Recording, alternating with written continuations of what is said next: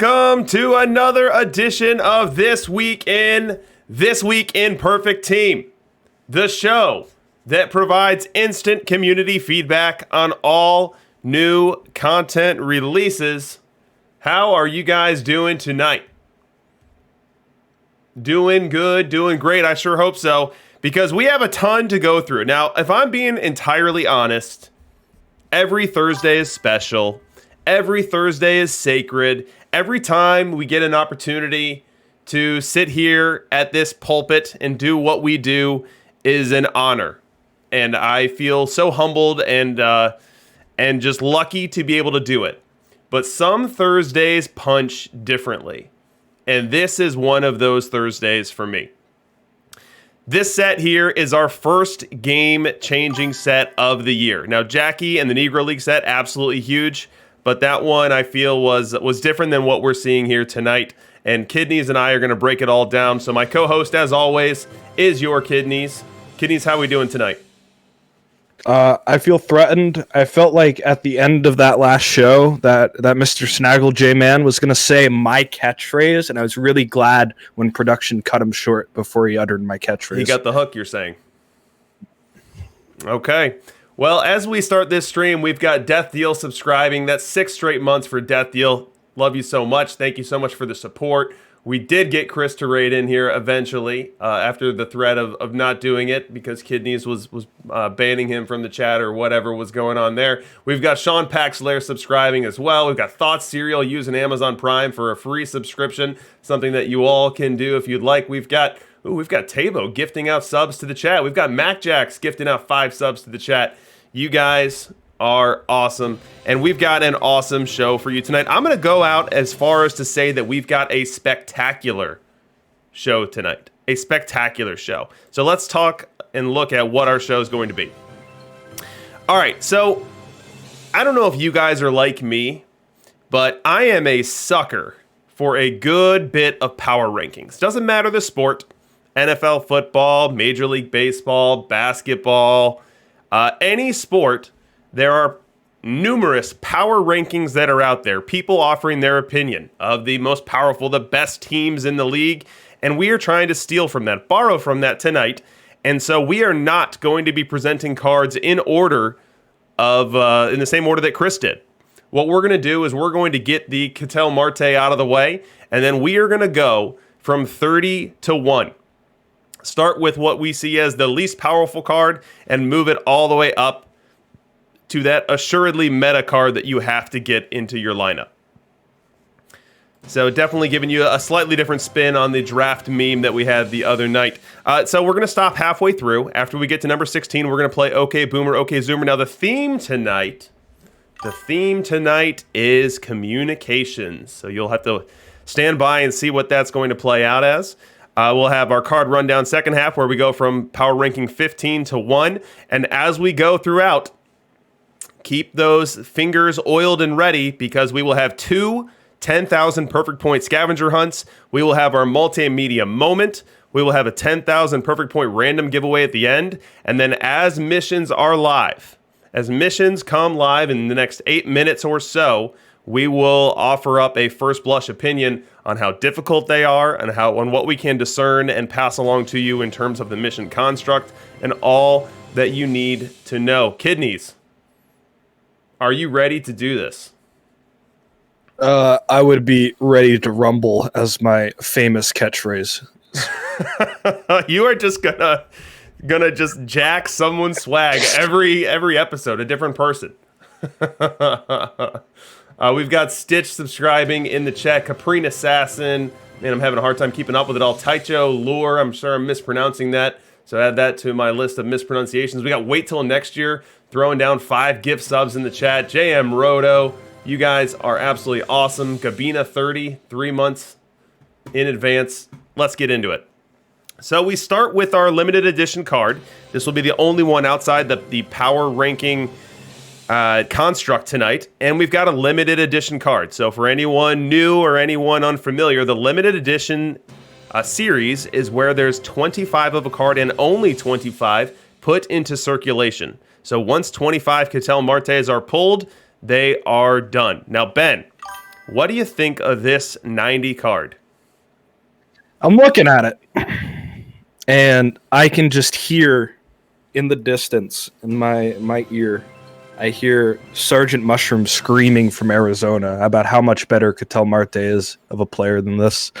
And I don't think he's wrong. I think maybe next year we'll get the Ketel Marte one-hit wonder after we prove he's washed up. But outside of that, I mean, it's pretty representative of the player, I think. It's a cool card. Love the art on it. So, yeah.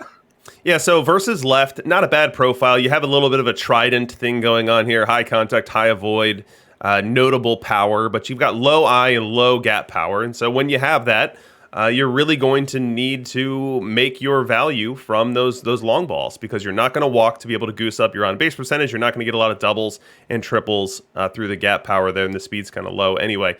And then the other thing that to think about here is defense. So this card comes in at second base and center field, and this is for a diamond card. 63 and 50 are just kind of on the low end. So I'm with you there that Mushroom probably not happy about this one, but it is what it is. So we move on, and our first Build a Legend perfect card is Ron Guidry. At the top of the screen, you can see how this came in for Kidneys and I. On the left side, you'll see what I ranked it at out of 30. On the right side, you'll see what Kidneys ranked it at. We averaged it out and then bubbled it up to a consensus ranking, and this one comes in 30th. And I'll go first on this one. When I see this card, I see Mark Langston.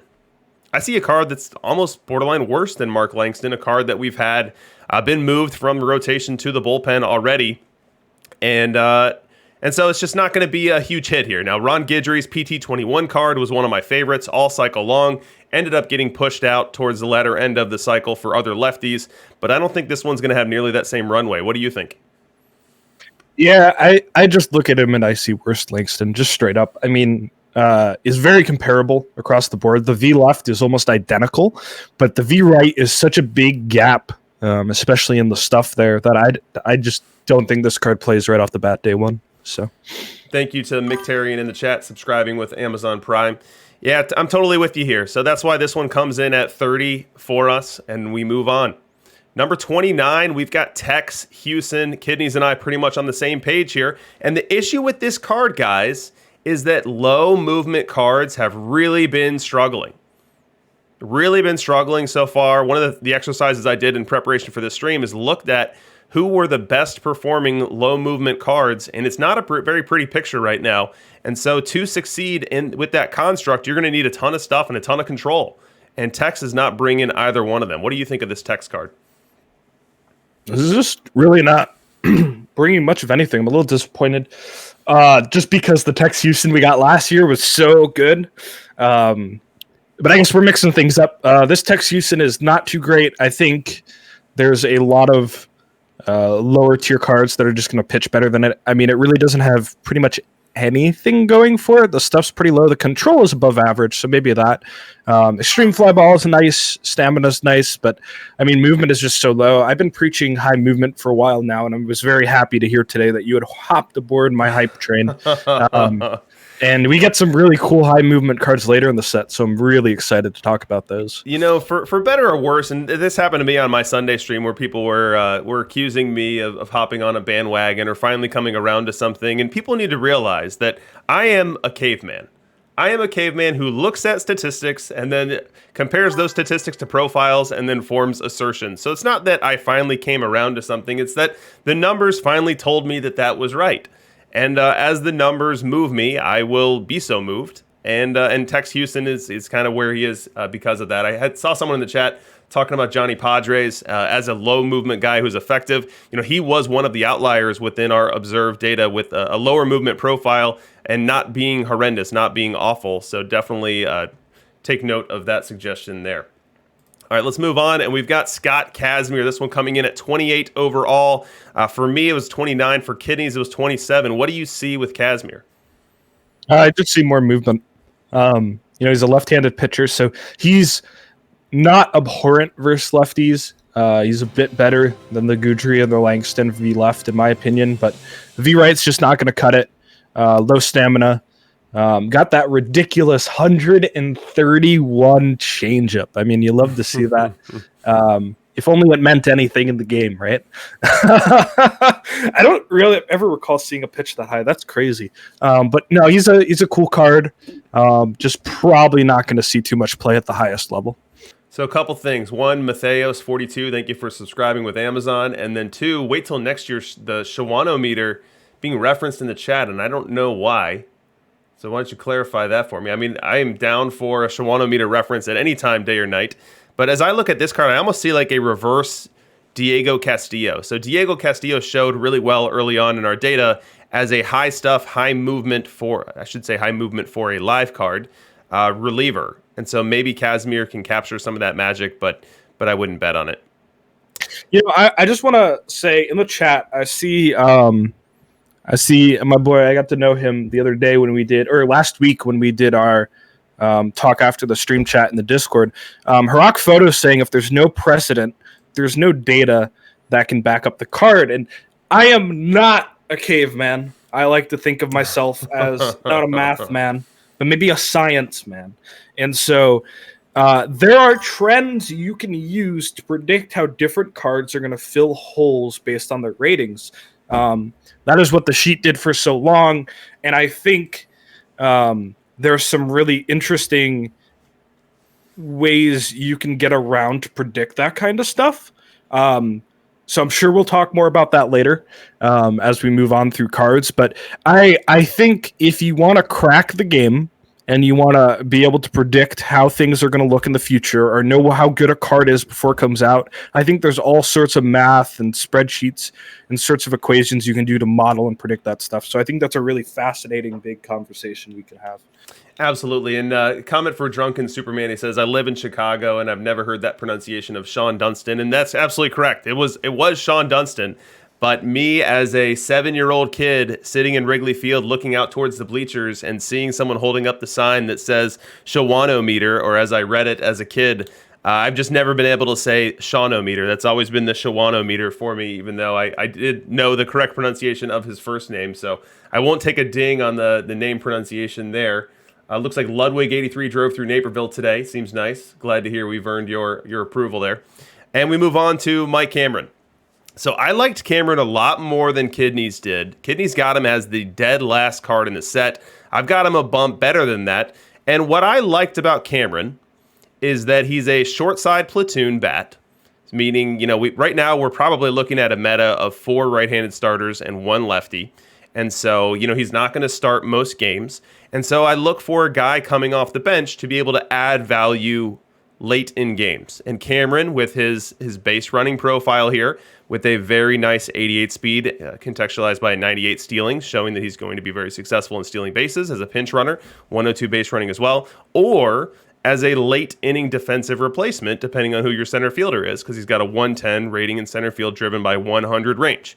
Now, his versus left profile looks like one that probably would have made some noise in the first 3 to 4 weeks of this game.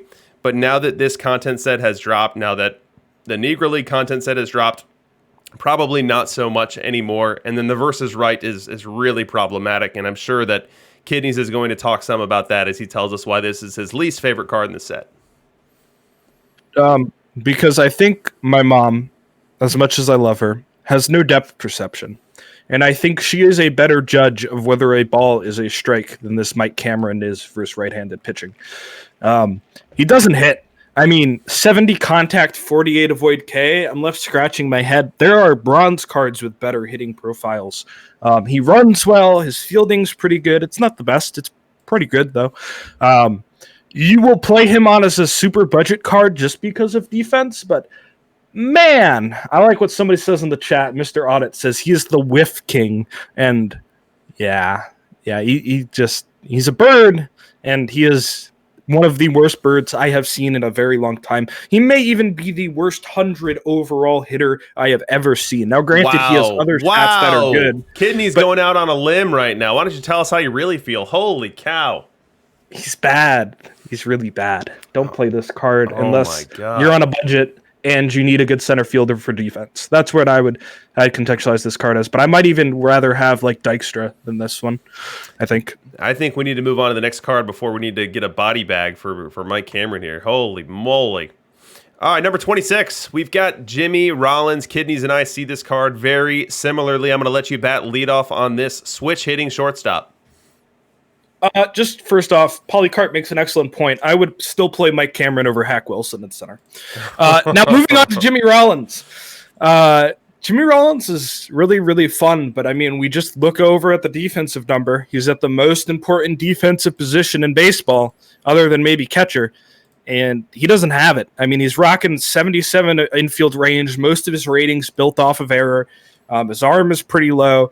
The rest of this card is not too bad. It's got the nice hitting profile we like to see, but it's a little low on contact V right still.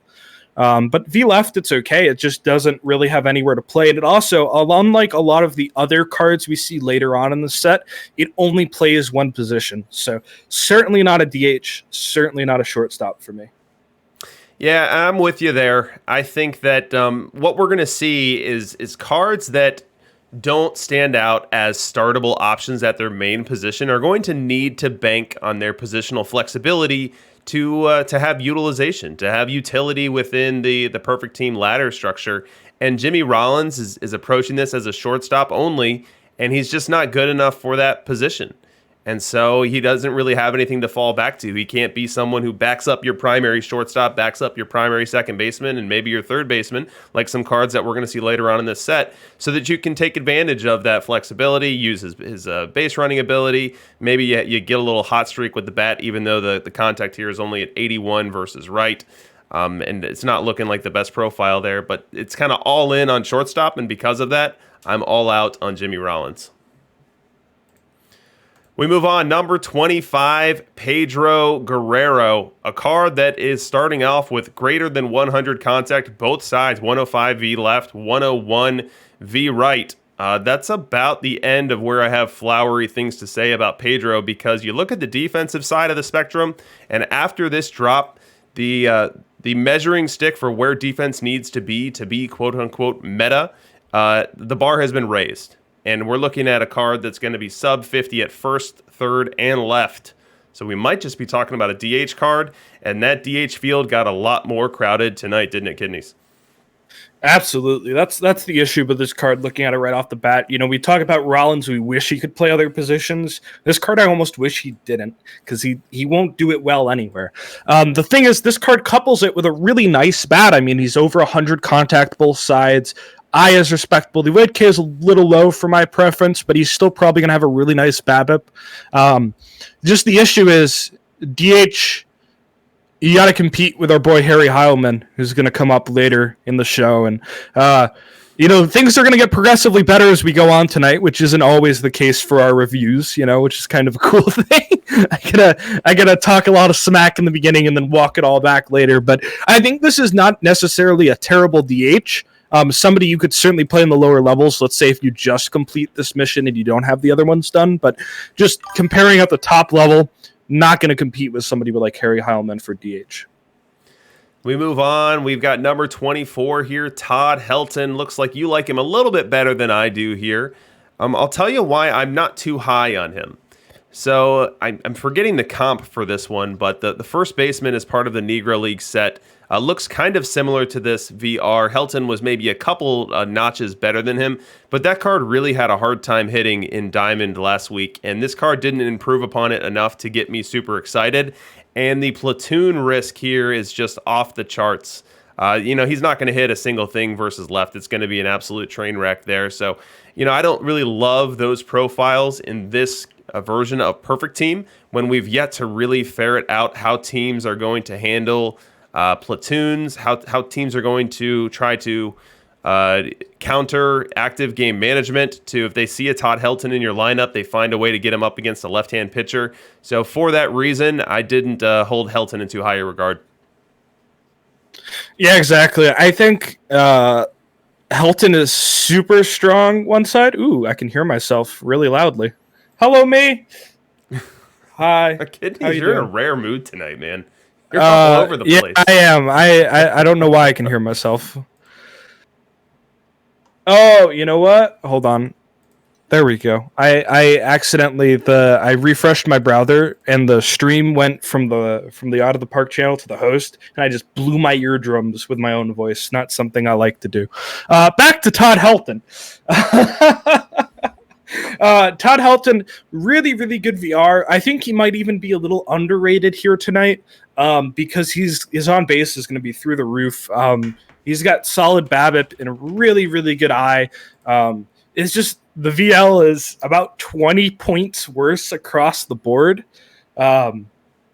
Man, it's not a good look for Mr. Helton. I mean, I know the card last year we have extremely splitty. Todd Helton's an extremely splitty player. I love me some Todd Helton. He was a favorite of mine growing up, but this is a card I think you can get away with at really low levels, tend to play a lot of right-handed pitching. And so I think at a really low level, this card's absolutely going to mash. It's just as you move higher and higher up and people expect you to be playing platoons and things like that, this card is not going to hit anywhere near what it needs to. But, hey, is what it is. I think he's a cool card. Definitely go pick him up for lower levels. Though, I do want to remind people, I was looking at some of these cards like, if last year mentality, that one's 20K, this one's 20K, this one over here is 20K, this one might be okay, that one's probably 20K. You can't sell these cards, or you shouldn't sell these cards because of the missions coming up later, the franchise heroes missions. You're going to need the perfect cards to get those cards, so don't rush ahead if we're saying a card is bad, or you see a card and you're like, wow, that Ron Guidry was number 30. Don't sell the Ron Guidry. Unless, you're desperate and need money, even then I wouldn't probably do it. All right? Yeah, that's an important point for anyone who stumbles their way into one of these cards. Do remember that later on down the line, you will need that card to unlock the Franchise Hero 1. And then you'll need Franchise Heroes 1 for Franchise Heroes 2, and then 2 for 3, and so on and so forth. So, it's very important you don't sell your mission cards this year, right? Progress or progression and more. That's what we were told, right? And Kidneys, I think that if we have another week, so this is now our fourth stream where we've done this exact same content set, and I have said Ron Guidry 400 times, and every time you follow it up with Ron Guidry. At this point, I have to say it feels intentional. It is intentional at this point. I just roll with whatever first comes to my head. I am famous for making people really mad because I flip GIF and GIF. By the way, if you're not in the GIFs war going on in content discussion, get in there. It's really fun. No. But GIF and GIF, interchangeable to me. So, it's part of my personality. It's who I am at this point. Ron Guidry? I don't know. Guidry. You got it. Castellanos. All right, we move on. That one's a good one for later. Andrew McCutcheon, number 23, and look at how Kidneys and I are in unison on this one. We both have it as number 23, and based on how all our ranks averaged out, this one came in at 23. And so what I liked about this card is that versus left, I think it's going to slap a little bit. I think it's going to slap a good bit. I think the BABIP's going to be just fine. We've got contact greater than power and the low avoid Ks to keep it up. We've got a huge eye here as well. So he's going to walk in addition to drive that on base percentage. And the gap is off the charts. So versus left, this card's going to hit. Now, where I stop liking this card is versus right. We have a major degradation there. And then as we look to the outfield, there's really not a standout position here. We've got what's going to be below average defense in the corners, and then below average defense in center. And so the juice isn't worth the squeeze here for me on Andrew McCutcheon, because that lovely looking versus left batting profile kind of gets ruined with the rest of the profile. But what do you think? I think T-Chuck only likes Todd Helton because he can play him at first base. Well, T-Chuck can play Ronald Acuna at first base, so T-Chuck loves everyone. True. Andrew McCutcheon, super splitty, but weak side split. He's not terrible for a bat for weak side split, but I do think that low avoid K is going to catch him a little bit, especially with some of the better pitching coming in tonight. But he just doesn't play defense pretty much anywhere. He's not elite defender, which is a little sad for me to see considering how good he was at defense in 20. I don't think this card slaps. I don't think it plays at all. If you're at a lower level, you could play this card in left or right field as a V left only option, and that would be about it for me. We move on from McCutcheon. We've got Tim Salmon here, 22 overall on our list. And as we look at this, we've got better defense. So better defense than the McCutcheon card that we just saw. And then the versus left profile here is interesting to me because the eye is off the charts.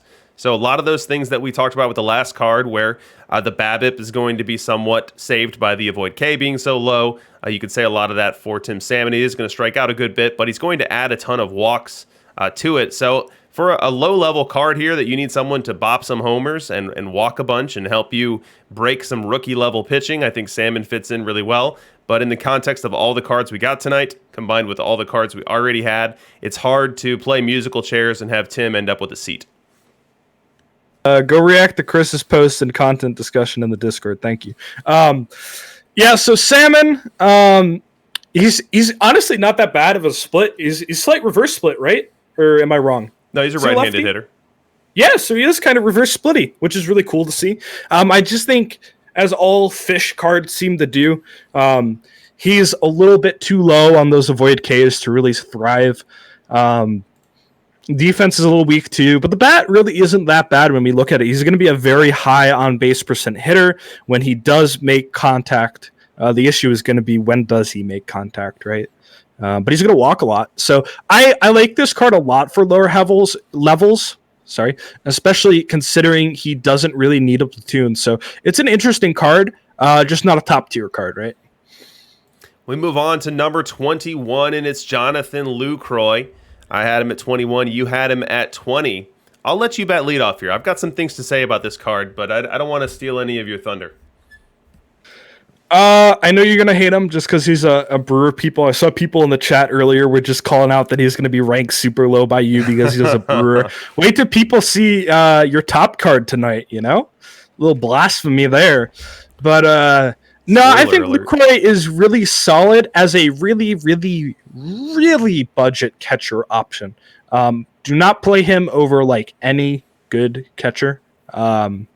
Surprisingly, that includes Piazza now.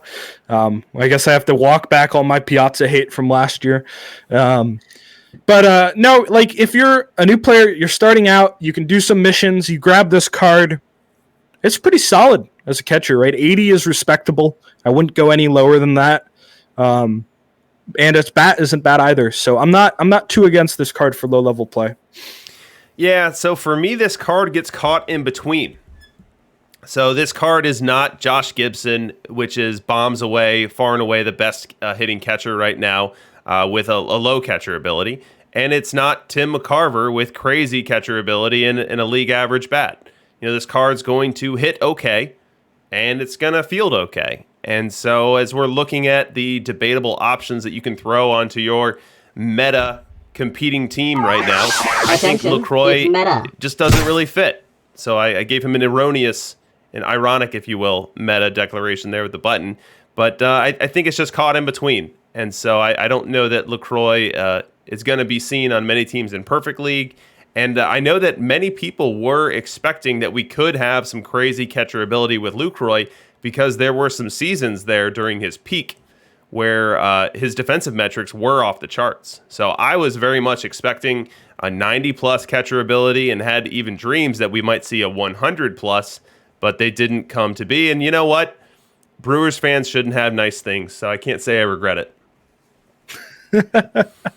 We move on to number 20, and it's Hanley Ramirez, and it's also the biggest disagreement that you and I had on the entire list. So I will defend my my ranking as best I can here. And actually, I'll even disclose that as we were doing some crosstalk before the show, you were kind of warming me up, but I'll still try to defend what I can to this point. And so with Hanley and with really all cards in this game, versatility is going to be valuable. Having enough players to be able to deal with the accelerated fatigue that we have, to be able to cover the positions that are open because your starter can't run 5 games in a row anymore. That 5th game, he needs to take a seat down. You know, that flexibility is going to be valuable. And this is a hitting profile that is battle tested, the high contact, lower but still high power, a notable I, and then low avoid Ks to prop up the BABIP with a decent base running profile, and being able to be out there and be debatably not a horrible fit at third, short, first, and left. It just seemed like a card that has more utility, even if the card back of card ratings don't pop for you. Yeah, except. Ben's gone quiet. There, we hear you now. All right, so somebody in chat brought up one of my talking points. I love when that happens, all right? So what other card in the meta plays first, third, and shortstop? Nomar. Correct. Why is this card better than Nomar? I don't know if it is. It might be. Let's check. Let's take a look at Nomar really quick. So Nomar, 91 contact, scaling down to 80 avoid K. Nomar's at 79 power versus Hanley's 85 here. So Hanley's definitely going to have a better BABIP. Hanley's definitely going to walk a lot more. So I think you could make the argument that Hanley's going to hit better than Nomar. How much infield range difference are we talking here? I think it's 23. It's a lot. Yeah, 23. I would never play this card at shortstop. I would never play him at third base, as a backup even. I will take Nomar every day of the week. This card is going to be swept under the rug. I don't really think there's a place for this card pretty much anywhere because its only good position is first base, and he's just kind of outclassed there. I do think that one thing that we need to be thinking about as team builders here is for the guys that are not part of your starting lineup, how can they add value to your team late in games? So when you do have rest, when you're in the playoffs and fatigue is not an issue, how can players add value late in games? And so can someone come in and steal a base as needed? Can someone pinch hit for your Charles Johnson and hit the ball over the fence? And for questions like that, Hanley could be an answer for you. In addition to when you are running through the gauntlet that is the regular season, being able to fill in at those other spots. And of course, he's not going to be great at shortstop. He's not going to be great anywhere defensively. But I think that you could argue that he's got a place in the game. So you spoke blasphemy to me earlier, and I corrected you, and you spoke blasphemy again now. I will never pinch hit from a Carver unless it's with Charles Johnson. You're crazy. Or Campanella.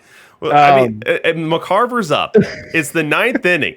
You're down by one, and you've got a runner at third with less than 2 outs, and you're going to let McCarver bat in this fictitious world where you actually could pull the trigger and put a better hitter in there for him? You're really doing that? I mean, in the situation where there's an AI controlling my team and I can't trust anything it does, no, I'm not allowing it to pinch hit for Tim McCarver. No. Well, hold on a second. Let's say in this theory where your stuck-up catcher defenseness has a roster likely with a Charles Johnson and a McCarver, why would you be so gun-shy to pinch hit, knowing that those guys can hit a lick and knowing that your bench bats probably can? Because once they get pinch hit for, once you roll over to the bottom of that inning, what's your AI going to do? It only has one option, right? It's got to throw out Charles Johnson. This is the AI that puts my Bob Carruthers regularly at second base. Sustained. Objection sustained. Thanks to CR Buke in the chat subscribing. That's 3 months for CR Buke. Thanks so much, man. We move on from Hanley. We go to Paul Goldschmidt. 19 overall, 18 from me, 20 from Kidneys. What do you like about Paul? I like his eye. Unfortunately, it looks like he blinked. Wow. Is that the best you've got tonight? Probably not. I'm running hot all night. Yeah, that was good. That was well set up. Thanks to Sellits for using Amazon Prime to grab a free subscription there in the chat. Thanks, man. So this Paul Goldschmidt card, high defense, first base. If that's something you're into, T-Chuck's success would tell me that's not something all that important. With this Goldschmidt card, I was really hoping to see a nice BABIP profile, and this one's not horrible at all because we've got the low avoid K and the contact over the power, so that works. But I was hoping to see a really, really high I to go along with it, so we could get some of that Mike Troutian type observed success, where he's able to have a batting average at 240, but then rock an OBP in the 330 realm and then slug a bunch. And the I only resting at 80 hurts this card a bit for me, as well as the gap power being as low as it is. We're really going to be wanting or waiting on home runs to be adding value here, and I don't think there's going to be enough of them to convince you to play him over other options at first base. Yeah, that's like the major issue for him. And I just don't think the on base is going to be high enough to justify the low thing. I saw somebody mentioning he's a really fast first baseman. So is Joe Kelly. Joe Kelly's a crazy good card if you need a first baseman that's not super duper expensive. So I would recommend Joe Kelly if you want a fast first baseman. Hey, Kidneys, just real quick, can we just take a break here? And whatever you have done to break the missions, can you just undo it? Like, I know that you and Snaggle are in some kind of little war right now. You stole his outro last week. He's getting you back this week. But, like, go ahead. Can we end the feud for the good of the people here so we can get missions live and start talking about them? Well, as I like to always say, it ain't over till it's over. So y'all are going to have to wait it out. So the Kidneys cyber attack on Out of the Park servers will continue until I don't know what your demands are, but we can figure that out over time. Any final thoughts on Goldschmidt there? I kind of interrupted you. No, not really. It's not a bad option, again, like as lower level type first baseman. I just don't think it's like a super elite one either. So you're not going to see him in top level play. But if you have to fill in something lower levels, this is a good card. I don't know if it's better than Nomar, but it's not bad. We move on from Goldie. Range does matter for first base, but like first base doesn't really matter that much. So it's kind of a conundrum. But like, yeah, range and height are like the biggest things for first base, Dogberry. Next, we've got Rhino. Comes in at number 18, and I'm not going to have a conniption. I'm not going to do what you all think I'm going to do and just flip out. I'm not going to do that at all. No, I think that Snaggle and the team did a good job on this one. If I'm being completely sober, if I'm being completely honest, and tell you what I saw as I dug into Ryne Sandberg's raw numbers, it's entirely possible. It's entirely possible that perhaps my memory of Sandberg's exploits with the bat are a touch higher than what reality was. So Ryne Sandberg, definitely my favorite player that I've ever been a fan of growing up. Definitely my number one guy. Definitely someone that will probably be my favorite player of all time, my Mike Lowell, if you will. But I think that this card here, maybe a little light on the defense as we have the turn double play and infield arm coming up a little short there. But the bat, the bat is the bat. Versus left, definitely going to be someone who can give some hitters fits. Is going to make a lot of contact. BABIP profile probably average there with contact power and avoid all being even, but the avoid so high is going to make a lot of contact. Going to turn a lot of those singles into doubles. So all is not lost here with this Ryne Sandberg card. What do you think? This card actually kind of slaps. I was really surprised I had the card higher than you. I thought we were going to talk all about its left-handed hitting profile and how it's actually pretty respectable and not all that terrible, as Cal Ripken Jr. of Perfect Team 21-esque in it is. The problem with the card is don't play him at third base. I know you don't want to play him at second base. Please, please do not play him at third base. The card has 46 arm. Do not play him at third base. That is my plea. If you want to play this lower levels, you don't have all the other cards. Left-handed, DH, really respectable. That is my opinion on Mr. Sandberg. And with this Sandberg card, we have our first 10,000 perfect point scavenger hunt of the night. So get your computer key fingers ready and let's go. So Ryne Sandberg. Ryne Sandberg was an incredible second baseman. Regardless of what I just said, he was an incredible player and always will be. But by the time when he retired, he had 282 home runs, which was the all-time position leading mark at the time. He hit 40 home runs in 1990. He was a 9-time Gold Glove winner. 9-time with his 46 arm and 59 turn double play. But, however, in 1984, his NL MVP season, he logged 36 doubles, 32 steals, 19 stolen bases, and 19 home runs, just missing an elite 20-20-20 club of players who logged 20 of each in the same season. There are 4 players in that club. Who are the 4 players? First person in the chat with all 4 in the same message wins 10,000 perfect points. Kidneys, is this a question that you know the answer to? No. Well played. I don't know most baseball trivia, so. Ooh, I think Is there 3 Tavo or might 4 have people? it. I think Tavo might have it. So let me make sure someone's got it right before I blurt it out. The answers are Rollins, Granderson, Mays, and Schulte. And I see Tavo got it. Tavo for sure. Dogberry had Schulte first, but said too drunk to remember the rest. Nick Waddick had Granderson, Rollins, but went Kent. Yeah, I think it's Tavo. I think Tavo, 23-11, the first with the correct answer. We had Pond with a couple correct ones behind him. T-Chuck had the Rollins. Yeah, so Tavo, 23-11, the winner. The way to get your 10,000 perfect points is to DM me your perfect team username. Make sure you get the capitalization correct, and then we'll get you those perfect points before morning. Don't spend them all in one place. I was on a mission to have harder questions because of how quickly people were getting them, and I will say that even though the correct answer was pretty quick, it was slower than in weeks past. Didn't have people jumping the gun, like last time.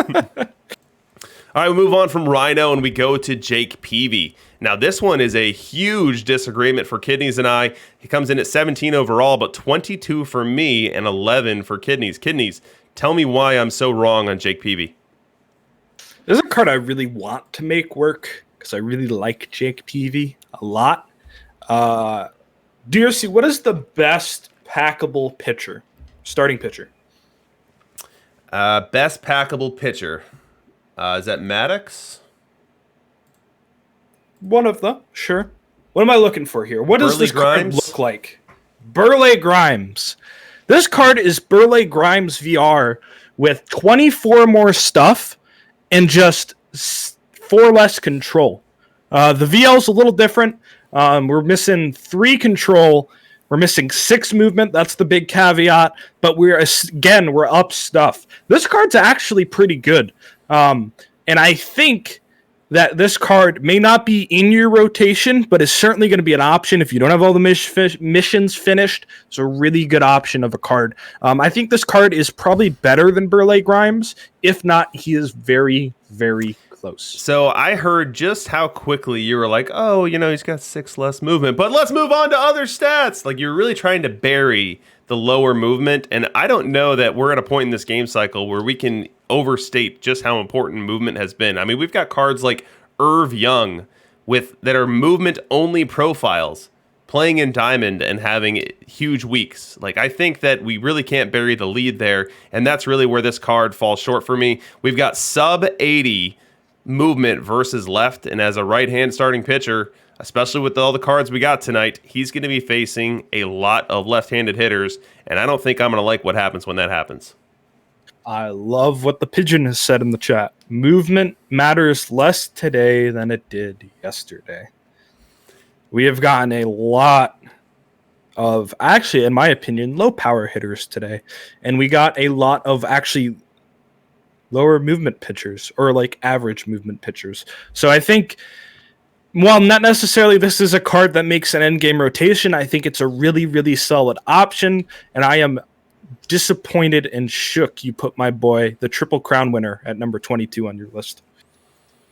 You'll have to get over that as we move on to number 16 and our last card of the first half here, Juan Marichal. And with this card, it's a very interesting profile. I was very curious to see how you'd rank it. I had it at 15. You had it at 18.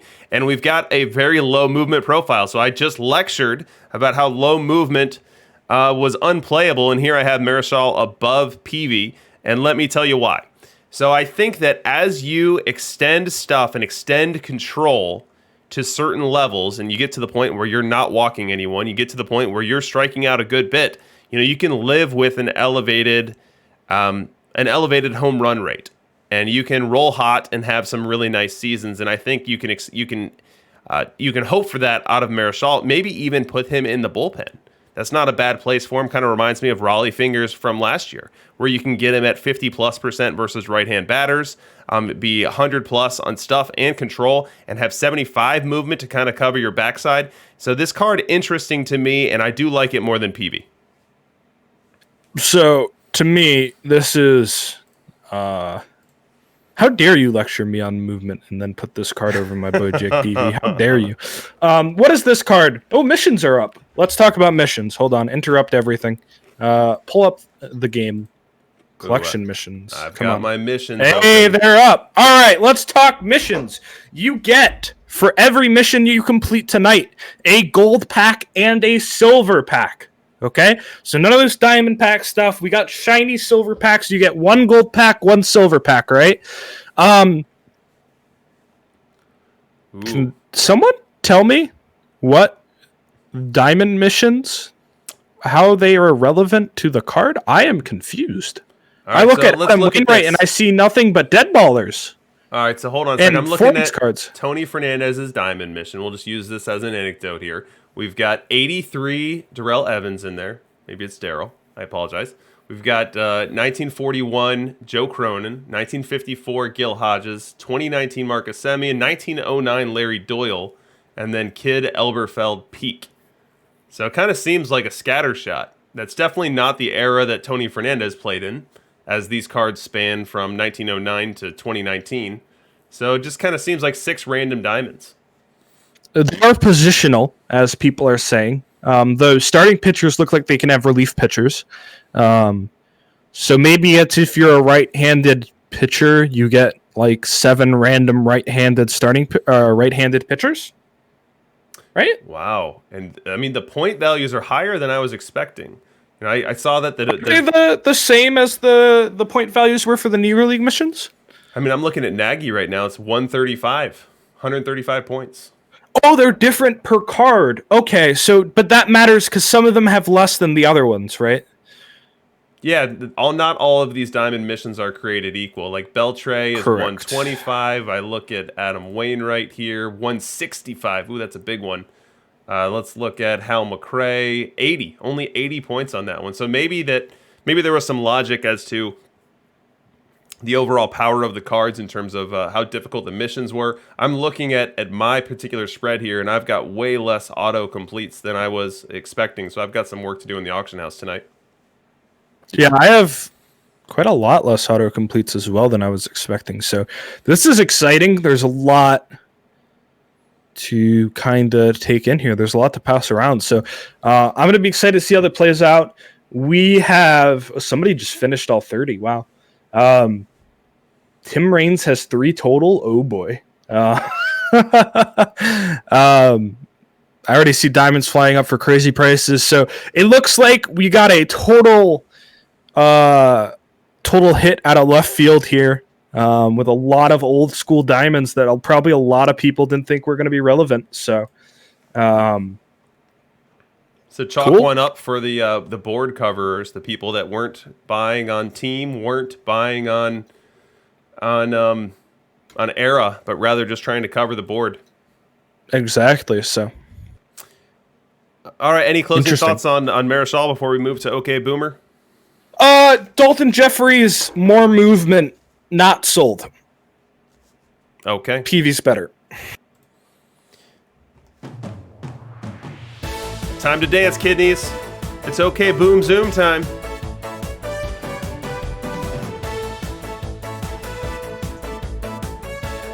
Get your stretch on.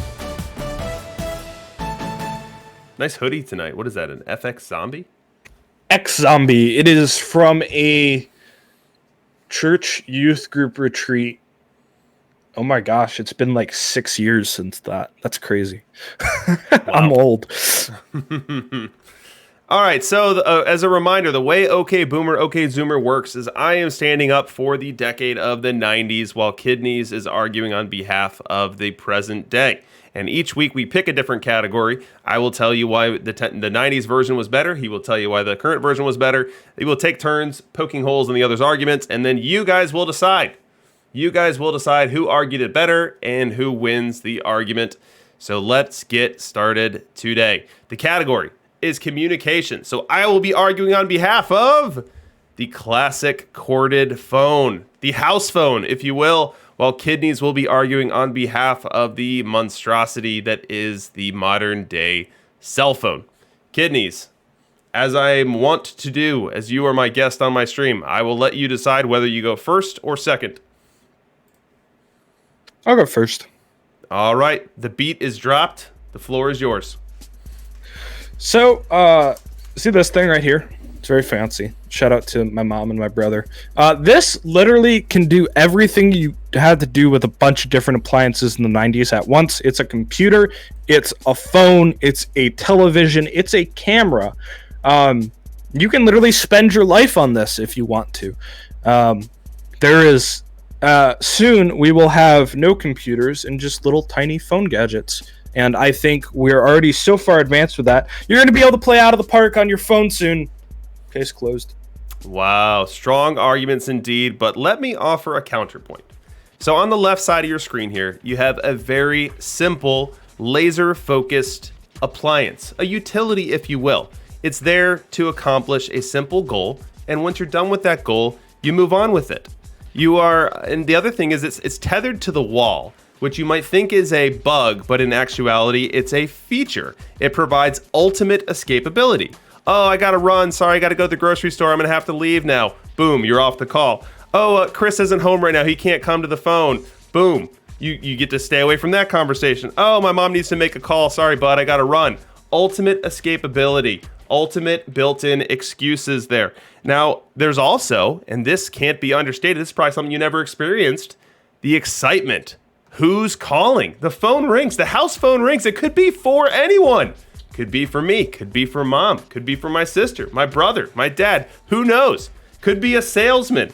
Could be my grandma calling to say happy birthday. You don't know, but you answer. You roll the dice and you experience that excitement in raw form. What say you? I don't want to pick up the phone randomly when it could be, like a crazy ex-girlfriend trying to call you to get back together, right? That's not in it for me. I have caller ID, DRC. We live in the modern age now, Only rich people right? have that.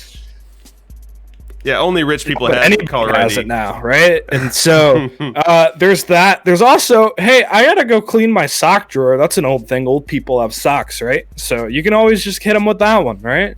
I don't see the demand. It's literally everything you could ever wanted. Oh, it's even your mail now, too. It's a calculator. Remember when they told you in school, you're not going to carry a calculator with you all the time, are you? I do. But, yeah. Well, let me tell you what a cell phone really is, Kidneys. A cell phone is a parasite, and we are the host, and it constantly wants more. It demands more attention every day, whether it's Twitter, Facebook, LinkedIn, Snapchat, TikTok, Tinder, Bumble.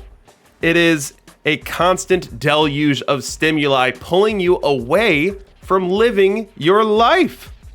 By the time someone actually calls you for the primary purpose of the device, you are so overwhelmed, you want nothing to do with it. Cell phone brings just as much bad as it brings good. It is a net negative. And that is OK Boomer, OK Zoomer. Now let's vote. Who won? Who did it better?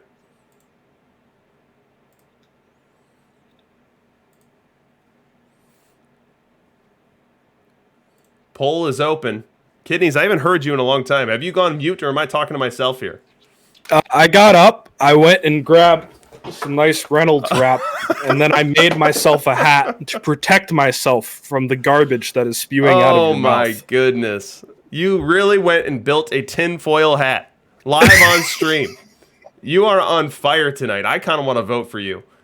Oh, I love it. Well, it looks like you might take this one. It's very close. If you haven't voted yet, this thing can swing on a dime here. I need 7 votes to pull this one out. It's currently 54% Kidneys, 48% DRC, and it ends at 52-48. So DRC had a late run to get within 3 votes, but Kidneys takes it. Congratulations. Round of applause for you. Yeah. I can't believe that cell phone beats the corded phone. Unbelievable. Unbelievable. How was that close? I made a tinfoil hat. I'm sorry. Keep counting the votes. Well, that's okay, Boomer, okay, Zoomer, everyone. Sad to say I couldn't win this one, but Kidneys did well.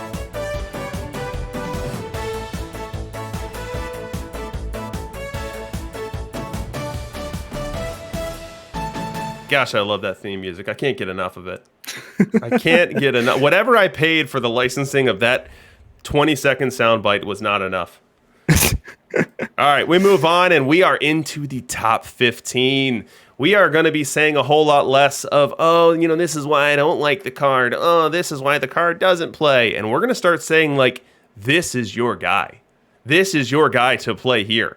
As we are turning the corner here and getting into the 15 strongest and most powerful cards of the set, we start off our top 15 with Harold Baines, a card that brings you decent corner defense, although right field only, and a bat that's really going to be heck for right-hand pitching to deal with. 102 contact, solid gap power coming with it. We are scaling down to the power and the avoids. We're going to have a nice little BABIP, and we are also clocking in with 75i. How do you like Baines as a platoon corner outfielder?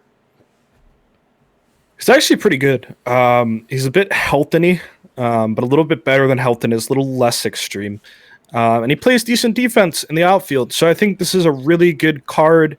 If you're at maybe a lower level, you need to slap something in. Again, there's a lot of right-handed pitching at a lower level. And you can just use that to punish all that. So I think this is a good left-handed hitting outfielder. Now, Meme Lord's got the question of the day, and I'm glad that he asked it. Is this card better than Slaughter? Slaughter is in just about everyone's lineups right now, and so Baines is coming after that job. Baines is saying, hey, I want right field, and I want it from you. Now, can he take it? Now, as we compare Slaughter, let's look just at his versus right back a card rating, and I'm going to read it from top to bottom. So look at Harold Baines as I'm saying this. So 92, 106, 84, 77, 100. So as you have it there, Slaughter is going to strike out a lot less. We're talking about 20 points of avoid K, but Baines is going to have a significantly better BABIP. And I was talking to someone in the DLL server today about how low Enos Slaughter's BABIP can be. Baines is not going to have that problem. So as far as answering the question of does this overtake or debatably overtake Slaughter, what say you, Kidneys? So first, you take my movement. Now you come for my BABIP? Nothing is safe anymore, Kidneys. Nothing is safe anymore. The thing is, though, Slaughter hits both sides very respectably. I believe he also plays better defense. Baines Slaughter's is 4 more range, stronger arm. So Baines is not bad, but I would play Slaughter over Baines probably 10 out of 10 times, I think. Yeah, how about Beck Dog in the chat with maybe the comment of the night? The irony of Kidneys talking about people stealing stuff from other people. Round of applause there for Beck Dog. Damn. That is ironic. That one cuts to the core. Damn, because I stole my way to where I am now, right? I just got to steal your catchphrases, steal your models, your regressions. That's how we make things work around here, right? Yeah, I don't know. I mean, I don't have a catchphrase, so what are you going to steal from me? I'm going to shave my head. Yeah, when Hack Wilson makes it perfect. All right, we move on from Baines. We go to Bigio. Bigio. I like this one a lot more than you did. I had it all the way up at 11. And this is a card that can play second base. Not poorly. 71 range, so not the best second baseman in the world. Can play center field. not well there as well, and then can be an emergency catcher with that 39 catcher rating. But from a bat profile, what I really liked about Bigio is, in addition to serving as a backup for a couple different positions, that versus left profile is really going to do some damage. It's a really nice BABIP profile, high contact, low power, solid avoid case, but lower than the contact. And the eye is off the charts too, 84, as well as gap power that's crazy, 114 gap power. So when he is plopping those singles in, oftentimes he's going to end up on second base with a double. And if he doesn't end up on second base with a double, he's going to steal his way there. 88 speed, 94 stealing, so likely above the threshold to be a someone that you want to authorize to attempt stealing bases. So a lot to like with this Bigio card. I'll stop short of calling it meta at any one position, but I can see him being part of a team build. Yeah, I think just the issue is for me, I don't think he can play defense at second. I don't consider 71 range playable. Yes, the bat is very good. It's very, very good V left, but the bat V right is not. So we're looking at a short side platoon possibly at second base here, and then a very emergency backup in center field and catcher. And I don't think that makes my roster. Second base is a really short position right now, so maybe he does just based off that, but I'm not really sold on it, especially if we're looking at a high-end team. Then you have to tell me I want to start this card VL over Jackie Robinson, and I'm going to hit you with a hard pass. So, yeah, so the type of card that this might be able to displace is like a Nick Madrigal. So there are plenty of teams in Gold, Diamond that still have Nick Madrigal, either in a starting capacity or in a reserve capacity. And Bigio is going to be a better defender than Madrigal, probably a worse hitter versus right, at least average, but will definitely be a much, much better hitter versus left. So, maybe that's the type of card that Bigio can take off of a high-level team right now. All right, let's move on. Oh, wait, no, we're not moving on. We are giving out more perfect points. So get those keyboard fingers ready here. We've got Craig Bigio. So Craig Bigio is a wild study. 3,000 plus hits, 400 plus stolen bases. He almost hit 300 homers as well. He was a catcher until he turned 26, and then he became a second baseman until he turned 37, and then he became a center fielder. That type of moving around the base paths at those advanced ages, or not base paths, but positions, is just not very often seen. Now, he made the All-Star team 7 times out of 8 years at second base. In the year that he did not make the All-Star team in that stretch, which 2 National League second basemen took his place? First person in the chat with both of them will win 10,000 perfect points. Do you know this one, Mr. Kidneys? Not, but I see some good answer really fast out of people. So let me make sure I have my answer correct here. So the 1993 All-Star Game is what we're talking about. And the correct answer is Robbie Thompson and Ryne Sandberg. Who's got it first?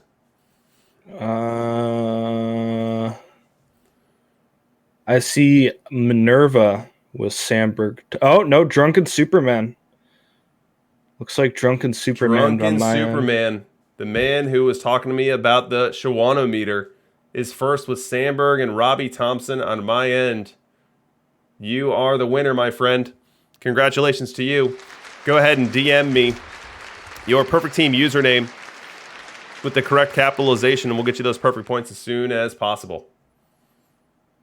Looks like Drunken Sandberg or Drunken Superman just beat out Minerva, who just beat out Dyersville Ghosts.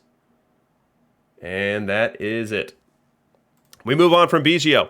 We go to Hal McRae, number 13 on the list. And the thing that sticks out to me is we've got a card this high with no real defensive answer here. And so that tells me that the bat must be pretty darn good looking, and it is. We've got off-the-charts contact for versus left profile with some really strong gap power. We've got power. We've got avoid K. It's all going to work together with an acceptable BABIP. I is really the only shortcoming here. Tell me why you like Hal McRae. He's just a really strong... Did we talk... Is this a right-handed hitter? Is that who we were talking about? Right-handed hitter, right? yeah. Yeah, he is. So he's reverse. No, he's not reverse split. Who are we talking about that was reverse split? It wasn't Hal McRae. I'm tired. No, Hal McRae is going to absolutely destroy left-handed pitching. The big issue with this card is he's not really going to play defense while doing it. Not even better than Harry Heilman is going to play defense doing it. So it's a really dangerous game to try and figure a spot for this card in your lineup. I mean, potentially you DHMV left, and then you put Heilman in the outfield, but that's a little risky for even me. I don't think he's terrible. He really is going to hit left-handed pitching really, really well. The problem is just finding a spot for him in your lineup. Totally agree on this Hal McRae card. And this Hal McRae card is also our This Weekend Perfect Team multimedia moment. So let's go ahead and frame this one up. So, guys, the only constant in watching baseball is change. Well, that and complaining about umpires. But the change can be so wild that watching old baseball games can leave you in a sense, like a literal sense of bewilderment as to how the game used to be played. And this phenomena is never more apparent than looking at how players used to break up double plays and what used to be permitted on the base paths compared to what is called today. Now, in this example, which I'm going to show you here, from the ALCS, so very high-profile game, the American League Championship Series in 1977, Hal McRae put on a clinic of what was the heads-up play back in the day, but would now almost certainly get you thrown out of a game. Enjoy. He's at the belt. 1-2 pitch to Brett. Curveball bounced to Nettles at third, to second for one, and McRae takes, and now Patek is going to try to score, and he will score. And the ball game is tied. McRae knocked Randolph down, threw a rolling block on him. They were 8 yards past the base. Patek scored from third base. Wow. And the ball game is tied 1-1. And it results in an extra run scoring. So it's not just that he broke up the double play, he plated another run by effectively taking Willie Randolph out of the play. By taking him for a ride on the Hal McRae Express. Arguing with second base umpire Marty Springstead. He's saying that McRae came out of the baseline and actually was out of the baseline when he knocked. Third baseman did him no favors by getting that ball out of his glove. Look at this. Lead with a shoulder, 5 yards past the base, flip him up, and then basically hold him hostage there at the barrel roll as the ball is just sitting there waiting to be grabbed. They get the force at second base. And the umpires are saying, nope, that's legal. That's how we play this game of baseball. That's how you break up a double play. That run's good. Right away, the Yankees might have had a chance to turn a double play.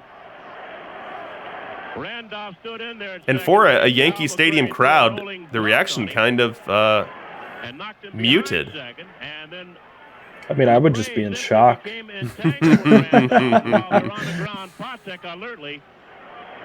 Scored from second base. So Brett is on at first. Look at what the umpires were wearing. How classy. I know. They look like ushers at a theater. The score is tied. Yeah. I mean, you could tell. I mean, they've gone this long and he didn't throw out the manager, and you know he messed up, right? But they didn't really change calls back then. So no, and I mean that was within the constructs of the rule book. You could do that. You could get away with that. And even if tackling the second baseman scores a run. That's what happens. I mean, I think that the Yankee Stadium crowd not going ballistic just tells you how different times were back then. Like if that were to happen today, like would there not be a shower of garbage from the fans onto the field? Probably, yeah.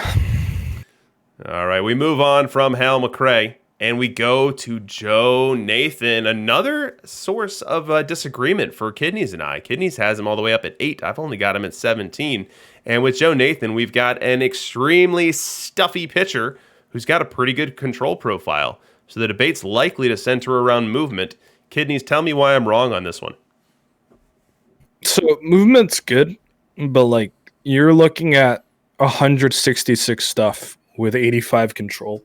This man is going to have a K per 9 through the roof against right-handed batters of all things, while not being too shabby against left-handed batters. And his movement is not terrible to back it up. This card's just crazy. This is going to be probably my closer, and it kind of speaks to the strength of Build a Legend here that I only put him 8th. Yeah, I think for me, it's the movement. I can't get past it. I looked at players at the top end of observed production, and they're not players with low movement succeeding. And maybe Pidge is on it. Maybe I'm looking at this through the wrong light. Maybe we can't look backwards and determine what cards are going to be successful while we look forwards, because we're adding a bunch of cards like Tim Raines and Tony Fernandez, getting back to that PT21 profile. We're taking power off the board. We're removing power plate appearances from the overall sample size, and movement will be less important. We will see if that bears out. But as we do look backwards, the top end of the relievers, it's really hard to find someone with bad movement. It just is. I mean, I'm looking at the sheet right now, and I mean, the first pitcher with substandard movement is Mark Langston. And we're talking about all the way down in mid-20s in terms of run prevention. So I don't love the profile. I do think I'm going to throw Joe Nathan in my bullpen. I mean, the Diamond Joe Nathan was in my bullpen before, so I'm not telling you that this card won't play. I'm just not expecting this card to be up there with the best of the best. This is not a Bill Campbell killer. This is not someone who's even going to knock off, say, like a Bob Locker. I don't expect him to be better than Mr. Locker. So I think it's a fine card. Throw it in your bullpen, replace your Diamond Nathan, or replace a live card that you've got there, but don't be expecting him to be a lockdown closer that becomes the meta closer that everyone wants. So this is a pitcher who you have in your bullpen as the Diamond, correct? Yep. He gains 10 movement, 5 control, and 20 stuff. And you're not convinced that this is the best. There goes my tinfoil hat. You are not convinced that this is the best closer in the game. I think you're crazy. I think this card's going to blow the meta out of the water. I'll give you the meta designation. It's then. meta. I haven't pressed the button enough tonight, and I'm getting a little itchy for it. But we will see. I'm not going to place any sort of bet on Joe Nathan. I don't want to have to shave my head. But we'll see how that plays out with him being a low movement profile. Now, one thing to note, and we've talked about this some, is as a reliever, you get a much higher percentage of your plate appearances versus your preferred side. So he's a right-hand pitcher. He's better versus right-hand batters. The movement is 5 higher. So we're talking about 50+% of those plate appearances coming as you'd want them and shielding that 74 movement sum. So we'll see if that's enough to put Nathan on the pedestal that you want him to be on. We move on to number 11, and it's Adrian Beltray, one of my favorite players in real life, one of my favorite players in this content set, a third baseman who does it all but run. Not a base runner, not a bunter, but does play a good defense at third base, does hit both sides. So we're going to have a good BABIP on this, a decent BABIP, I shouldn't say great. We're going to have a decent BABIP on this one. You get power, you get gap power, you get a void. You're really just not goosing it up a bunch of walks here to help the on-base percentage, but this is a very well-rounded card. And in a relatively crowded third base space with, say, an Al Rosen card, a Brooks Robinson card, I think Beltray is absolutely in the mix. It's in the mix. I'm just not convinced it's the best option. There's a lot of solid third base perfects right now. There's Jimmy Collins, Brooks Robinson, Al Rosen, and I think they're all really competitive up there. I just kind of see this card as like a middling ground, where he's sort of not the best of any world, but he's okay. The question is, I don't have it off the top of my head to be like, man, this card is really, really, really better because it's got the best of both worlds. I don't have that. My gut feeling is it's not better than Brooks Robinson. And so that's kind of where I went with putting it at 15. Probably better than Lave Cross Dishnet, yeah. Yeah, I'd put it better than Cross. I'd put it better than Rosen. He's going to play much better defense than Rosen. I think the bat's likely to be comparable in some ways. But overall, I'd take the package that Beltray is going to give you there. Jimmy Collins remains to be seen there as well. I do have Jimmy Collins at the top end of out of the park WAR. I know that there are some deviations between out of the park WAR and user driven WAR, But I think that this card is good. I'm going to stop short of saying this is the third baseman because Brooks Robinson, better defender. Brooks Robinson, league average bat. So we'll have to see how Beltray performs. When we move, I actually have got Al Rosen right here. So I've got Al Rosen's ratings snipped out for you here. So as we compare the ratings here, Al Rosen, a little bit of a bird profile VR. As you compare that to Beltray, Beltray's got a lot more contact. Beltray's got an identical avoid K. Now Rosen's going to walk a ton more as he's got significantly better eye. Beltray with a bit more gap there. So it's kind of a give and a take here. I think overall you're probably going to end up in a similar place in terms of overall BAT R or overall WOBA. And Beltray is going to be a better defender. So as we look at Rosen v. Beltray, I think Beltray wins. Rosen's better VL, but not better VR. So long term, right? I look at Beltray as like a platoon option, right? Personally. And so I think Rosen is going to be the better platoon option, but I think Jimmy Collins and Brooks Robinson are better than Rosen and Beltray, and that's where I'm going off of. We sneak into the top 10, and we get here with Tim Raines. I have him all the way up at 7. Kidneys has him down at 12. Probably a big disagreement on our part as we are getting towards the top end of the cards here. Let me tell you what I like about Tim Raines.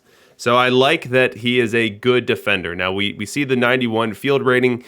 We are slightly disappointed that that's driven mostly by outfield error and arm and instead of range, but we're still talking about a good corner outfielder here with stock defense in center. So someone who can cover your center field in a pinch. We have an elite base runner, 97 speed, 104 stealing, and we've also got a switch hitter. Switch hitter means that we're never facing the pitcher's strong side, which is great. And then as we compare these sides, he's basically a mirror. The VL and VR profiles almost identical here, and they're coming with a solid BABIP profile. We've got high contact, significantly lower power, lower avoid K. We've got gap power off the charts. So lots of doubles that's going to be able to goose up the slugging percentage there, and a meaningful eye. He's going to take his walks too. So I think you put the whole package together, and if he's not your starting left fielder, he's a huge asset off the bench who can pinch hit for your Tim McCarver late once Kidneys wakes up and realizes that's the play to make in late game. He can pinch run and steal a base as you need one stolen late, or when your left fielder gets tired, he can take a start and be an absolute top option for you as well. I'm really close on this card. The issues I had for me are Chicken Wolf exists, right? You can pull that up for me because I know we have that one. And Chicken Wolf is this card, but a little less eye for a better BABIP and much better defense. And so I'm going to play Chicken Wolf over this card, right? And then the question is, what's your other outfielder, right? Is it Slaughter? Could be. Is it Pete Rose even? Could be Pete Rose, right? Is it Harry Heilman? Could be Harry Heilman. And I'm not super convinced that this card fits in anywhere. It's not a bad card. It's a really, really, really good card. I'm just thinking from if I'm going to put this card in my lineup scenario, it didn't make it for me. Yeah. I think that the difference between Chicken Wolf and this card is probably less than you think. We know Chicken Wolf's going to be a better defender. Chicken Wolf had that crazy outfield range. Base running, Chicken Wolf doesn't have anything on Raines. Raines is going to be just as good or better a base runner there. And then from a hitting perspective, we have very similar profiles here. Chicken Wolf likely to have the higher BABIP because of the lower power. Will make slightly more contact, but I think Raines is going to make all that up and then some by walking a ton more. We're talking about 20 plus points of eye. So as Raines has a lower batting average than Chicken Wolf, and we've got Chicken Wolf over 300 in Diamond Leagues last week, he's going to be able to make up for those for that lower average with a ton more walks. Yeah, and walks are not something to sneeze at either because he is so fast, but it's 27 points of outfield range difference. Obviously, we're probably talking opposite sides of the outfield, so there is technically room for both. I was just more saying I would always play Chicken Wolf, and then it's who plays left field for me. But Heilman and Rose, I think, give this card a run for its money. Maybe more specifically Rose. And the other thing about Chicken Wolf is it's still a 250K card. A 250K Absolutely, packable card that's hard to come by. Right. So I'm saying in my ideal lineup, doesn't play. In another lineup, right?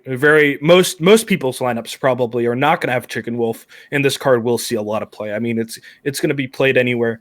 Or everywhere, rather. Yeah, I believe Wolf was in one of the missions. I don't remember which one. I know I sold Lave Cross last week, and he is now in the Pete Rose mission, and I'm very sad. Oh, no. So let's break out our crystal ball real quick. Let me shine it up real quick. I've got my crystal ball here, and so I'm comparing this to Chicken Wolf's triple slash. So Chicken Wolf in 3,000 plate appearances in Diamond last week was 305, 338, 429. Okay, so great average, not so great OBP, slightly lagging slugging percentage. I think that Reigns is going to come in with a lower average, but I think that even with the lower average, he's going to have a higher on-base percentage. So I'm thinking we're over 340, maybe into 350 territory. And then slugging-wise, Reigns has better gap power and better over-the-fence power. So Reigns is going to beat him in slugging as well. I think maybe closer to 450. So I think that in a vacuum, Reigns and Chicken Wolf a lot closer than you think. Chicken Wolf would be the defensive option. I think that the Reigns likely has a better BAT-R and a better WOBA. I think, as I am now, as you know, a more max man, I think the war is going to go to Chicken Wolf because of that defense. And then I think Slaughter is just too good for me not to play left field B.A.L. So, all right, we are into, or VR, sorry, into the top 10. Well into it. We now have Mike Piazza, and we also have my favorite card of the game. Favorite card of the set, I should say. A little round of applause there for that. It's Mike Piazza. And no one was really expecting heavy glove Piazza, but I'm glad that we have it. And I can't remember when or where or who brought it to my awareness, but there was some article that said that from a modern metric perspective, or if modern metrics were available back when he played, he would have scored pretty well from a framing perspective, from a catcher ability perspective. So this isn't entirely or purely fantasy, at least due to, or at least in some people's opinions. And what we have here is a catcher who's really going to help your pitchers. 91 catcher ability, nothing to sneeze at. What is that, 14 from the top end of the spectrum with McCarver? And we also have that in a profile that's going to hit. We've got very high contact with both sides here, high gap power, so we're hitting our extra bases, high power, we're going over the fence, and we're doing so without a crazy low avoid K, and we're taking some walks too. So I think that this Piazza fits in right away. To me, this is like a Charles Johnson slayer, because I don't think that that when you stack up bat plus glove value, I don't think that Charles Johnson survives. I think it's McCarver. I think Piazza's in that conversation. We've still got some people rocking Gibson, even though he's way lower on the catcher ability scale and taking that ball go far type mentality. But I think this Piazza is a huge shakeup to the catcher position. Yeah, it is. I know a lot of people are going to want to compare him to Gibson. And I think my line too earlier was they're going to say this card knocks Gibson out of the meta, but Gibson was never in the meta anyway. This card's not bad. And certainly if we're going through missions, you're building your team off missions, you're playing kind of a cheaper budget, this is going to be your catcher, at least V left, right? It's really good bat, really solid, and it's got good catcher ability. So it's pretty much everything you want. Just, I don't think it's endgame, because I think Campanella and McCarver are your endgame platoon right now. So it's a really good card, and it's really close to Campanella, but I don't think it's good enough. No. Attention. I'm calling it meta. I think this card absolutely impacts the position. Campanellas are not widely spread right now. It's a packable 100. There's only so many in circulation right now. Same thing can be said for McCarver. So I think these Piazzas immediately go into lineups in many places. And so we're calling this one a meta card here tonight. For people saying, how is Gibson, not the top card, catcher ability is the most important probably stat in the entire rating in the entire game. There's been a lot of work done on it, showing how much of an impact it has because it's really catcher framing. So it increases your strikeout weight, it decreases your walk rate. And Gibson only has 70. So compared to a card like Campanella that's still going to hit really well and has that elite catcher ability, I don't even really think it's close. Yeah, so I think someone put it in the chat. Well, it's effectively a force multiplier for your pitchers. So your pitchers are going to strike out slightly more. They're going to walk slightly less. They're going to give up slightly less home runs, and all of those are good things. So for you to make a decision that is counter to that strategy, there needs to be a ton of bat coming alongside it, and that's exactly what Josh Gibson is trying to do at the position, and it's frankly successfully doing, depending on who you're comparing him to. So Josh Gibson worth 6 more runs with his bat over the course of a season than any other catcher, with many of those catchers being well more expensive or more harder to come by than him. So definitely something to consider. I know that the meta itself has leaned very heavily into catcher ability, and I don't necessarily disagree with it. But at the end of the day, you need to weigh the bat, weigh the glove, and then make the right decision for your team. All right, we move on. We move on to number 8, and we've got Charles Nagy here. Relatively big disagreement for Kidneys and I. I'm at 12. He's at 5. And I'll say that the reason that this card wasn't higher for me, and I'll go ahead and pop up the 97 Maddox that I'm comparing him to, which he actually compares very favorably to UC versus left, which is going to be the majority of his plate appearances. He's coming with 11 more stuff, slightly more movement than Maddox, just one less control. So almost across the board, better or equal for Nagy there. Just because I don't know that he's going to be a starter. After all the other cards that we got tonight, combining those with Cy Young that we already had, combining that with Satchel Paige, I don't know that Nagy's a starter. And so as a 6th starter, I don't get nearly as excited about this card, even though I agree that he's going to have some good utility on teams. Yeah, for me, he made it as my 5th starter. That's why I'm so high on him. Respectively number 5. I think this card, Greg Maddox, Maddox in probably the toughest Diamond League we might ever see this year. In the first week of Diamond, my Greg Maddox puts up 6.2 WAR. And this card is just better in every way. It's got higher stuff. The movement is almost the same, just a tad lower. It's better VL. It's a little worse V-right. And the control is almost identical. This card's crazy. It's 107 stamina on a pretty modern pitcher. Absolutely in love with this card. He's going to absolutely destroy for my team.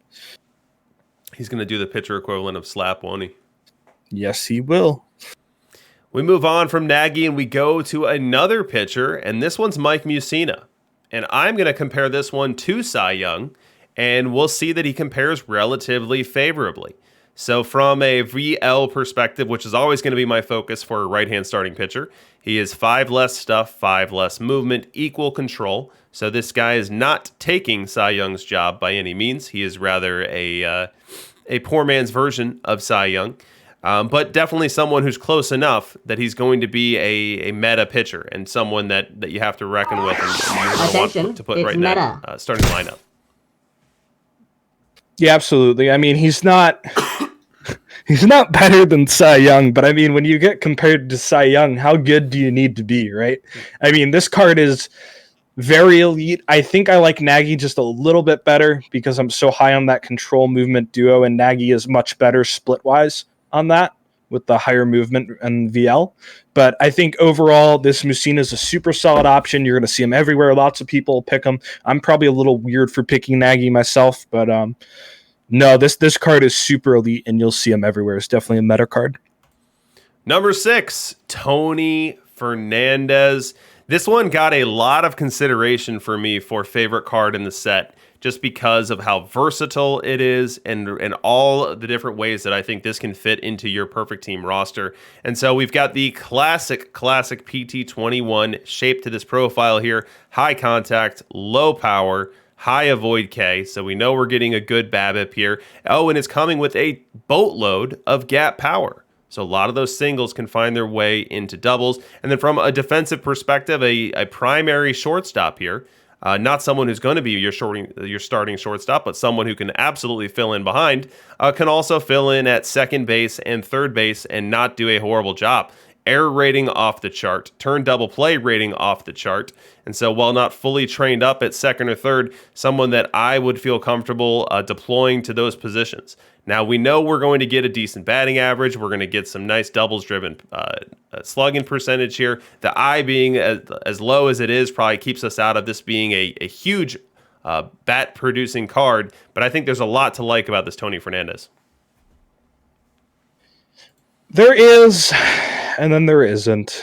And I really want to love this card so bad. But you can see it's still very high for me because the hitting profile is so good. Switch hitter, fantastic contact, great avoid Ks, low power, so he's going to be a contact machine. The real issue is, where does he play? He could probably play third base for you if you wanted him to. I would probably run this card over Beltray at third base personally, but the greater issue is, if this card is making your team and he is going to be your backup utility player, I would probably rather take Nomar and be done with it, because Nomar can actually play shortstop for me and I can get away with it.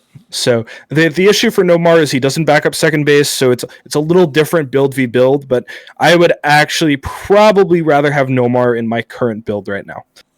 I think that's a pretty hot take, but I'll defend to the death your right to have it. All right, well, let's go into the top 5. Oh, you know who I compared Tony's profile to is Pop Lloyd. So Pop Lloyd, Fernandez, you can see here, he's definitely going to hit better than Pop Lloyd. Almost better across the board here in all of these categories. And he's also a switch hitter, so he's not going to be as vulnerable versus one side as Pop Lloyd is. Now, Pop Lloyd's a better defender at shortstop, sure.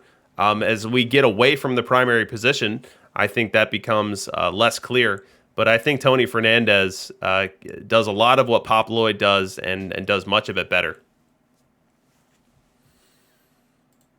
We move into the top 5. It's Harry Heilman here. Kidneys and I in both agreement here that this is a very, very strong card. We love the versus left profile, which is as blue can be. Kind of looks like a PT21 Cap Anson B.a.L here, just juiced up. I mean, Cap Anson was right at the century mark for all of these ratings that are well above it here for Harry Heilman. And also this card gets defense. This card, unlike the Diamond Heilman, can actually sit out in right field. Can play first base. So it makes this card more versatile, more valuable, and the Diamond Heilman was doing very well in leagues last week. What do you think about this card? Yeah, I mean, it's Diamond Heilman +1, right? His bat is absolutely filthy V-left. I mean, it's going to be a very long time probably before we see a better V-left bat. And he can kind of sort of maybe play the outfield. He plays first base pretty respectably. The question is, I think, really just for Heilman, is he a platoon bat? Does he hit both ways or not? And I'm kind of right now that he might actually be able to hit both ways. I think righty cheese particular is very strong. I know nobody is running cheese right now, and it's literally just me playing righty cheese, but I think it's really good. And I will be very happy to slot this card probably full-time into my lineup. So, yeah, Fire Red JP with a good comment in the chat here that there is so much beef in terms of right-handed batters versus left-hand pitching that it's very dangerous right now to be trotting out left-hand starting pitchers with all of the heft of VL profiles we've got in the game. It's not too dissimilar to last year. You know, last year there was a very high bar for left-hand starting pitchers to be able to cross to warrant them being in a rotation, and so we didn't see a ton of them doing so. Lefty cheese builds often had managers actively diminishing the total raw innings totals of those left-handed starting pitchers in favor of more powerful righties like Pedro and Walter. Yeah, I think that is the developing meta issue where it's always evolving, right? So we see, Attention, right now meta. everybody's running right-handed pitchers because everybody's running right-handed batters. But then when do people start running left-handed batters to beat the right-handed pitchers? And then you need left-handed pitchers to beat the left-handed batters, right? So meta is always going to be just kind of in a cycle of rock, paper, scissors. And I think that's the cool thing about the game is how ever developing it is, where you can see even into the final weeks of the year, it's really going to change Just how you play the game is just going to keep changing as it goes on. So I think that's really cool. Absolutely. We move on. We've got Tim Huddy. Tim Hudson coming in at number 4 overall. 4 for me, 3 for you. And we've got a movement-driven profile here. We've got 90 movement VL, 96 VR. We're going to pop up the Maddox 97 to compare again here. And what we have is just a better card. This is just a flat-out better card than Maddox 97. Maddox 97, one of the best starters in Perfect Team today. And Hudson's going to blow it out of the water. Going to strike out a lot more people, going to give up less home runs, and going to walk slightly more people, but not enough for it to matter. So I love this Hudson card. It's going into my rotation the moment I get it. Yeah, absolutely. I mean, this guy is maybe even the best right-handed pitcher in the game now. This guy is what I wish Mel Harder could be, which is you're never going to home run off him. You're not going to walk off him. Oh, and he's going to strike you out decent enough too. This card's disgusting. I would probably play this above Cy Young in my rotation personally, which is crazy because he's not actually the highest rated pitcher tonight for us. I went a little conservative on my ranking. I'm talking a lot of bit about high fire. Can I talk about how extreme ground ball plays this year? Sure. So I have had really good success with extreme ground ball this year so far, but I am running probably one of the most elite defenses you will find anywhere. And so I think for most people, it's probably maybe still a downside because a lot of people aren't running a super defensive second baseman, are running Trammell at shortstop, right? And you're not going to find super success. So, this card is absolutely mind-blowingly fantastic, though, and should be in everybody's rotation right now. We move on to number 3, and this is where Pete Rose calls home. I've got him at number 2 overall. Kidneys has him at number 4 overall. I mean, where do I even start with this card? I think I'll choose the least exciting place first. Base running, not a bad base runner. You've got the lower speed, so we're talking about a little bit of a double play risk here, but not too big, not something to worry too much about. Defensively, this card can play everywhere. Left field with a very strong rating driven by 68 outfield range. Right field, 80 rating. We've got first base, which is likely his home for most teams, to go along with some token defense at second and third base. Now, let's get to the main event. Let's get to why this card is this high on this list, and it is what he's going to do to right-hand pitching. 112 contact. Combining that with 60 power and 90 avoid K is going to lead to base hits by the bunches. And as those base hits come, many of them will become extra bases, as we've got gap power over 100 as well. And when he's not getting base hits, what's he going to be doing? Why, he's going to be walking because he's got an extremely high 90I. So many good things happening with this Pete Rose card. I think VR, I mean, is there a better bat in the game, VR Kidneys? No. John McGraw?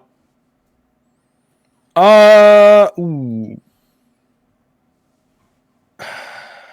I don't think so. It's very close, probably. Let me just pull up John McGraw here very quick. It is a 13 points of contact in favor of Pete Rose. I would actually probably take Pete Rose over John McGraw. This card slaps, folks. This card absolutely slaps. 100% meta. We'll get the Babbitt going as well. We'll get a round of applause. Let's play all the sounds in one fell swoop here because this card is absolute hot lava.